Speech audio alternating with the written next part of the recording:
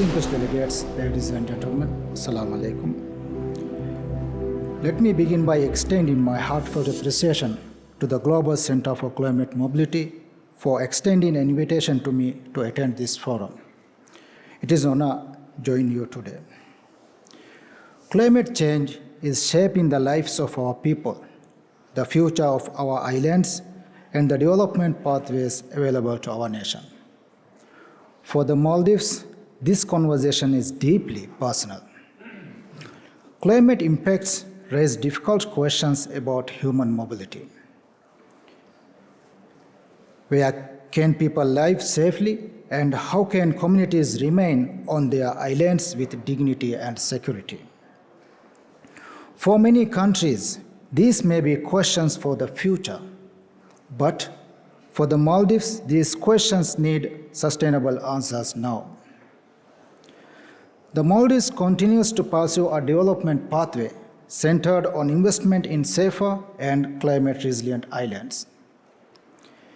We have invested in coastal protection, resilient infrastructure, and integrated adaptation across sectors, enabling communities to prosper despite increase in climate risks. In doing so, we have demonstrated an important principle. Climate mobility should begin with resilience, prevention, and expanding opportunities for people to remain safely where they choose. The island of Hussain is one of the clearest examples of this approach. Developed at higher elevation than the rest of the country, and as a climate-resilient urban center, Hussain represents a long-term investment in adaptation and human security. It was designed to reduce climate risk while improving access to services, creating economic opportunities, and bringing communities together under safer and more sustainable conditions. And now, through the development of Hussain, we are building on this approach and making significant efforts for the next generation of climate-resilient urban development in the Maldives. These are not just infrastructure projects. These are investments in security, opportunity, and hope. Too often, climate mobility is discussed only after communities have already been displaced. However, for frontline countries like the Maldives, the goal must be to act before crisis forces movement. Our objective must be to expand choices, enabling people to remain safely where they are, and ensuring that any movement is planned, voluntary, and dignified. Excellencies, the Maldives experience shows that solutions are possible and communities can be protected. However, vulnerable countries cannot deliver these solutions on their own.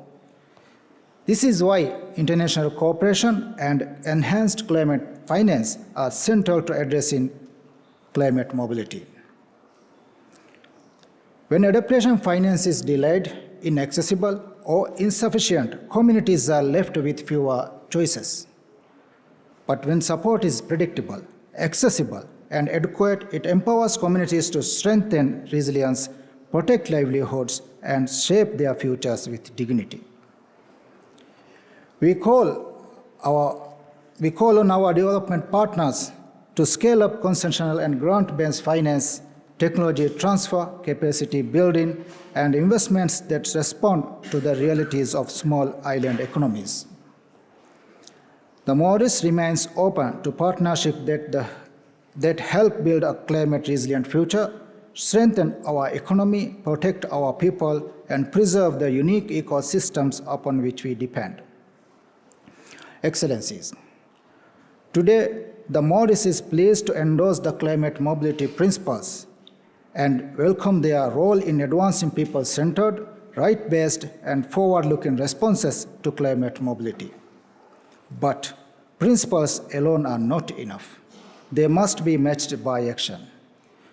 Action that ensures vulnerable countries and communities have the support that they need to build resilient futures. Let us choose cooperation over division, prevention over crisis, and hope over inevitability. Thank you.